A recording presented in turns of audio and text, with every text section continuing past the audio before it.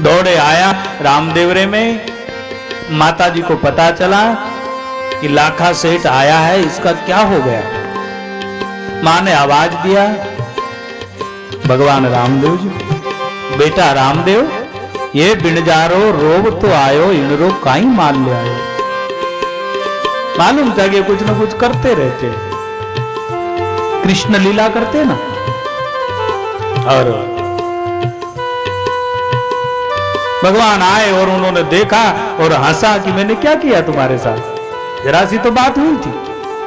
चरणों में गिर गया और प्रणाम करके कहता है कि आज से मैं, मेरा कुल, मेरी पीढ़ी आपको कुल देवता के रूप में मानेगी। भगवान इतनी सी भूल, तो वहां पर आशीर्वाद दिया हुआ है, जारे बनजारा थारी मिश्री होवेली, अब के झूठ मत। अगर झूठ बोलना छोड़ दिया तो पुनः मिश्री हो जाएगी। तो छोड़ ही दिए जब से आप लोग कहां झूठ बोलते हो, एक भी नहीं बोलता।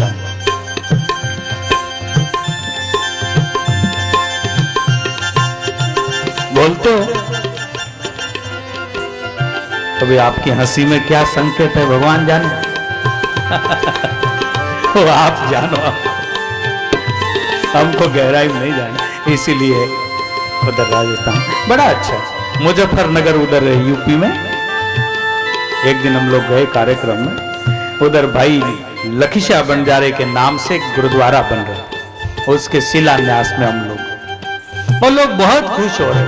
भाई लखीशाह बंजारे ने देखो कितना बड़ा काम किया। बादशाह ने धर्मांतरण करने के लिए गुरु तेग बहादुर जी महाराज को बंदी बनाया और गुरु तेग बहादुर जी महाराज ने कहा कि चाहे देह चला जाए लेकिन धर्म परिवर्तन नहीं होगा।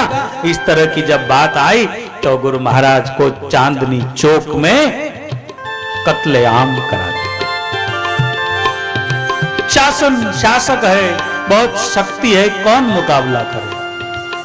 भाई लखीशाह बंजारे ने अपने टांडे में, अभी भी दिल्ली में बहुत सारे टांडे शहर में परिवर्तित हो गए। हाँ जी, चांदनी चौक में जो गुरुद्वारा, हाँ उसका नाम रकाबगंज गुरुद्वारा। भाई लखीशाह बंजारे कितना पुरुषार्थ दिखाया, देखो भावना के बल पर। उन्होंने कहा कि अब इतना तो हो गया, हम तो बादशाह का मुकाबला नहीं कर सकते, इधर शासन पर कौन मुकाबला, लेकिन ईश्वर अगर हमारी मदद करे तो हम उनके शरीर का दाह संस्कार कर दें। और अपने टांडे में गांव में घोषणा करवा दी कि चाहे जो हो जाए बलिदान चला जाए, लेकिन आज एक लाज रखनी है गुरु परंपरा की। गुरु महाराज की देह उधर कत्लेआम होकर पड़ी है। सब गांव के लोग बैलगाड़ियों में चारा भर के रात्रि के समय में हजारों गाड़ियां निकालो। बादशाह सलामत को मालूम था कि मेरा मुकाबला तो कोई करने वाला ही नहीं है, इसलिए उधर सिपाहियों ने भी कोई कड़ा पहरा नहीं रखा। हो गया। और चौक से हजारों गाड़ियां निकाली। उसमें गाड़ियों की भीड़ में देह को रख के चारे में दबा के अपने गांव को पहले ही खाली करवा दिया था। पहले गांव को खाली करवा, बीच में सब डाल के और देह रख के प्रणाम करके आग लगा दी उस देह में। और आप हमारी लाज रखना सच्चे बादशाह, जो होगा सो होगा।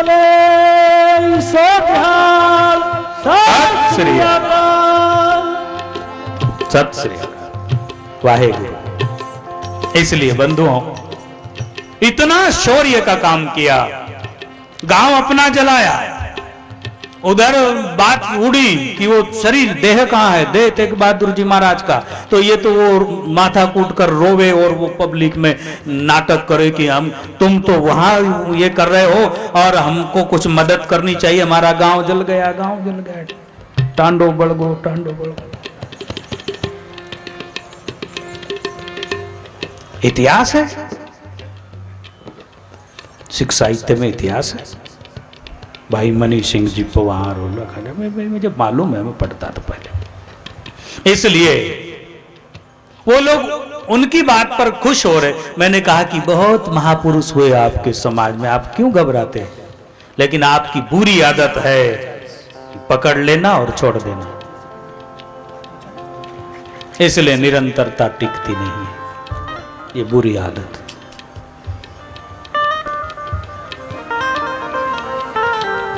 निरंतरता टिकनी चाहिए। संत हाथीराम जी महाराज आंध्र प्रदेश, कहां? तिरुपति। तिरुपति के प्रसिद्ध संत हाथीराम जी महाराज वो आपके बंजारे समाज के थे और रामानंद सांप्रदाय के संत होने से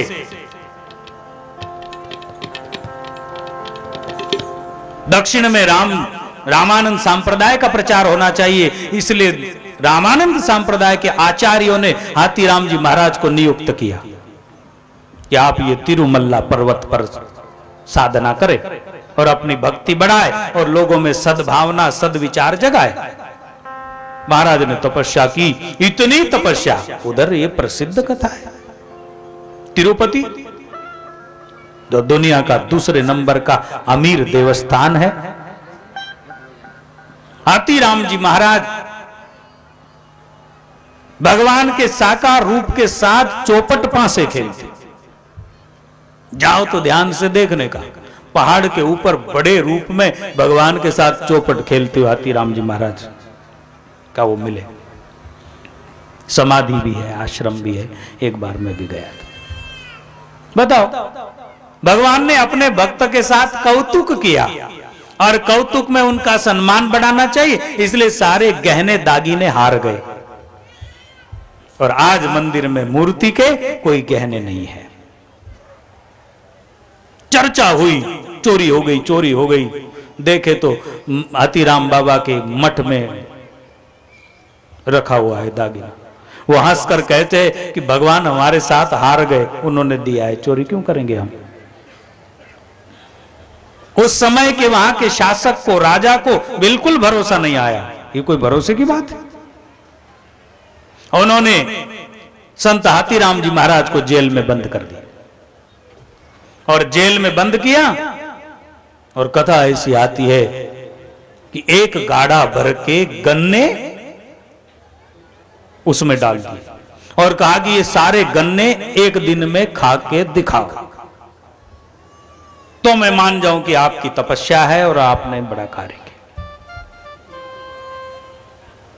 वहीं पर हाथीराम जी महाराज हाथी बन गए और हाथी बन के सारे गन्ने खा गए उसके सामने। राजा के सामने इतना बड़ा चमत्कार हुआ, इसलिए 2000 एकड़ जमीन तिरुमल्ला पर्वत की हाथीराम जी महाराज को ताम्रपत्र करके भेंट की। देखो ना, संत सेवालाल जी महाराज करीब करीब बहुत लोग जानते हैं। महाराष्ट्र में तो करीब जानते हैं, मध्य प्रदेश का भी आधा मध्य प्रदेश जानता है, राजस्थान में इन लोगों को पता नहीं है, यूपी में पता नहीं है, क्योंकि प्रचारकों ने प्रचार ही ऐसा उल्टा किया। एक तरफ तो संत और दूसरी तरफ काम कैसा? असंत का। ये किसका दोष? आने वाले लोगों का, अज्ञानी लोगों का। महाराज जैसे संत, मैंने कथा सुनी कि एक लड़के को लड़की बना करके दिखाया उन्होंने, प्रसिद्ध बात है उनकी। इतने शक्ति उपासक महान संत होके और उनकी परंपरा में हिंसा की परंपरा लागू। सेवालाल महाराज को तो नहीं चढ़ता है, लेकिन जगदम्बा को तो लगता है। यूं करके मलिन परंपरा, तो मलिन परंपरा के कारण वो कैसे संत का दर्जा कोई देगा? दे सकते नहीं। तो ये दोष किसको लगेगा?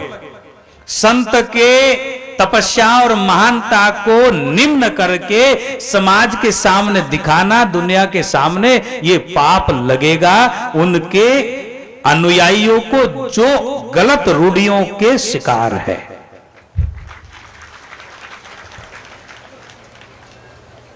और स्वयंभू इतने बड़े महापुरुष संत सेवालाल जी महाराज, वो भी उनको माफ नहीं करेंगे। क्यों माफ करेंगे? तपस्वी महापुरुष वो कैसे स्वीकार करेंगे कि आप ऐसे उल्टे सीधे काम करो, और वो भी ऐसी जगह? ये सारी गलत रूढ़ियां निकल जानी चाहिए। मुझे कोई विरोधाभास नहीं करना, किसी का गौरव होना चाहिए। और देवी देवताओं के नाम से हिंसा को कभी बढ़ावा नहीं देना। देवता और हिंसाओं का कोई संबंध नहीं है। दुनिया में चींटी से हाथी तक के सारे जीव जंतु परमात्मा की उपज है, परमात्मा की पैदा है। एक दूसरे को खत्म कर देना क्या अधिकार है? जीवन दान नहीं दे सको तो बात नहीं, लेकिन जीवन लो तो मत किसी का। इस तरह की भावना सब में जगनी चाहिए। और इस सद्भावनाओं के साथ मैं इसको विराम देता हूं। बहुत भाव श्रद्धा के साथ कीर्तन में एक गाएंगे और हरिनाम संकीर्तन करेंगे। श्रद्धा, विश्वास, उसके बाद